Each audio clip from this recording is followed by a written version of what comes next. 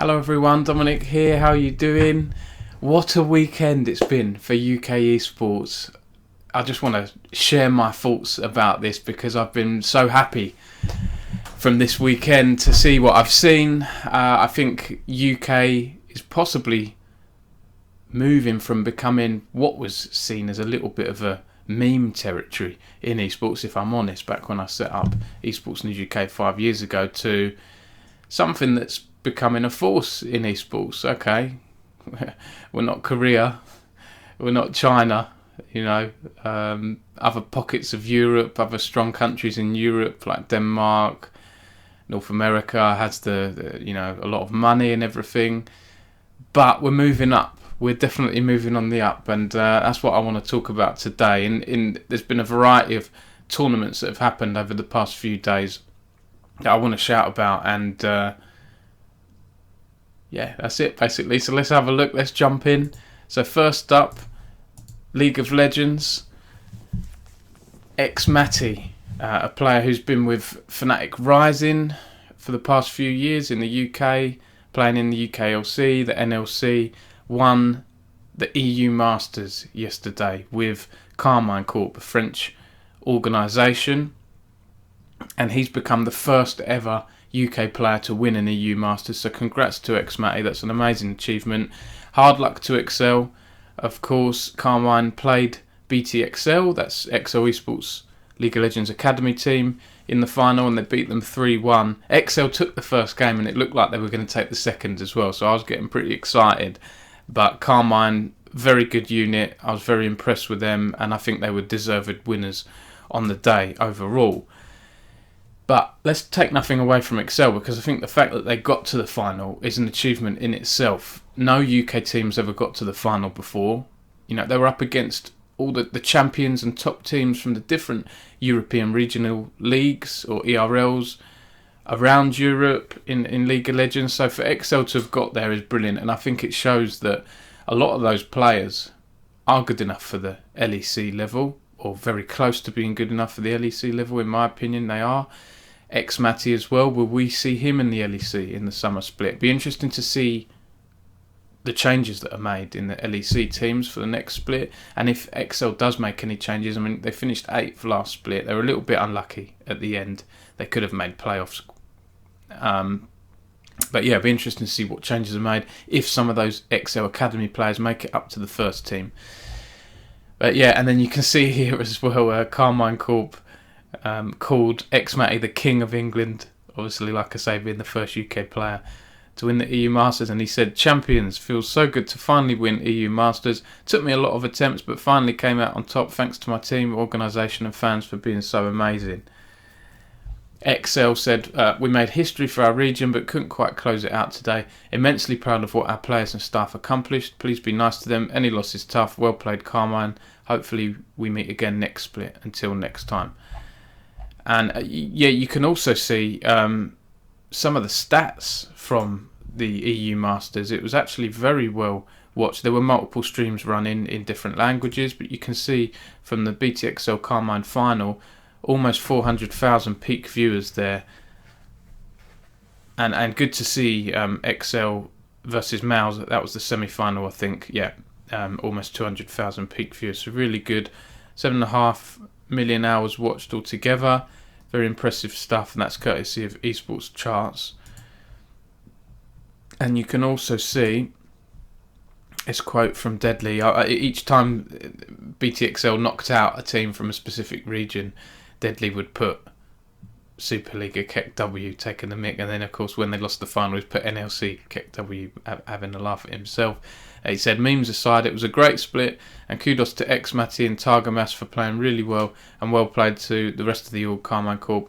PS, your fans are crazy. See you all summer split." So it was disappointing that XL lost at the final hurdle, but to get in the final, I think when they look back on it, people can say, "Oh, people don't remember second place teams, people remember the winners."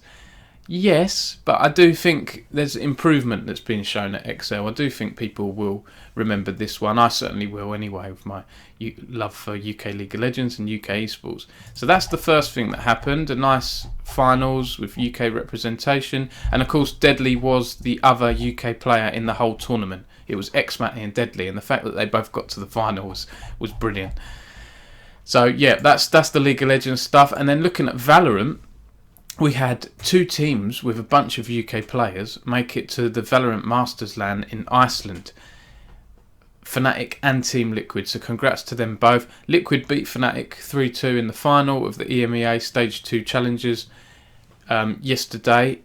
However, both go through. So Fnatic will be disappointed, but they're both go through to the LAN, and deservedly so, and I look forward to seeing more UK representation there.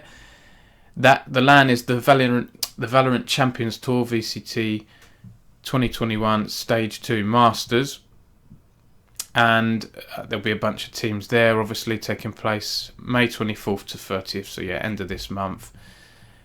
Great to see. Fnatic, both teams have made a couple of little changes in recent months, but they're doing well again, and I think, yeah, Fnatic was signed. Fnatic signed their Valorant roster, which was previously known as Summon FC, back in February, while Liquid brought on board the Fish 123 roster last August.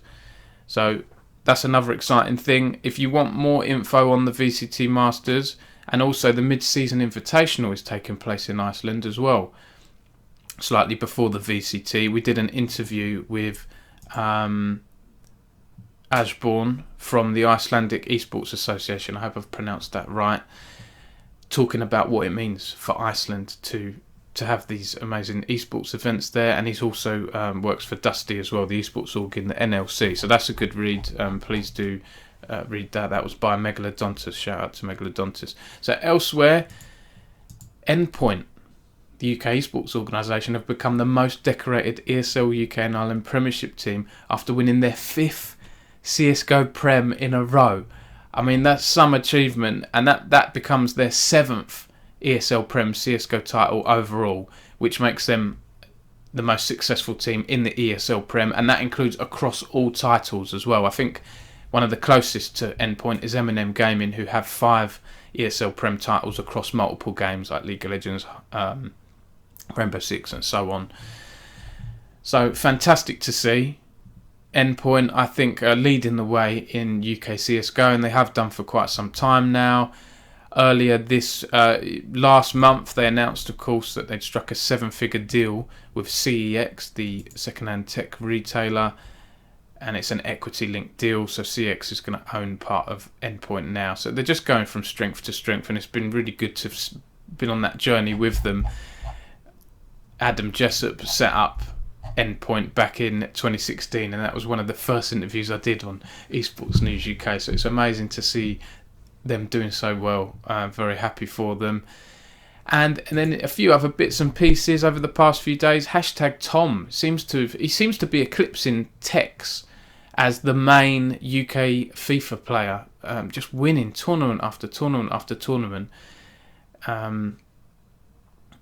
I think, yeah, he's just winning so much. I think he didn't win the Premier League actually most recently. That was Shells, but he's won a bunch of things before that. He's an E-Lion, of course, part of the FIFA England team, and he's won an EU FIFA qualifier for the Global Series in PS4. That was the Europe Qualifier 5, and picked up $15,000 in winnings. And elsewhere, Tommy, the UK Call of Duty streamer, picked up $50,000 after finishing second in the AT&T Annihilator Cup, which took place for 5 weeks across 5 games in April, with 20 competitors taking part. So absolutely amazing. I'm just really encouraged by all of this.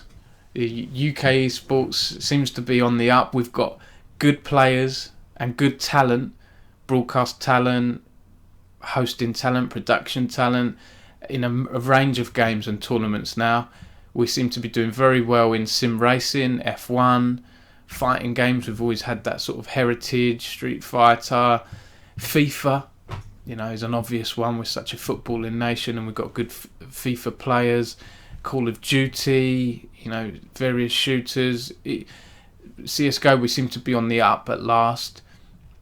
And we've got a few players in League of Legends as well. I think Dota 2 is one of the ones where we really haven't had much playing talent over the years, but we did have an org Into the Breach sign of roster that had a couple of UK players on. I think I did a story on that a few weeks ago, so that's good as well. And we also have T Governor, the coach and caster as well.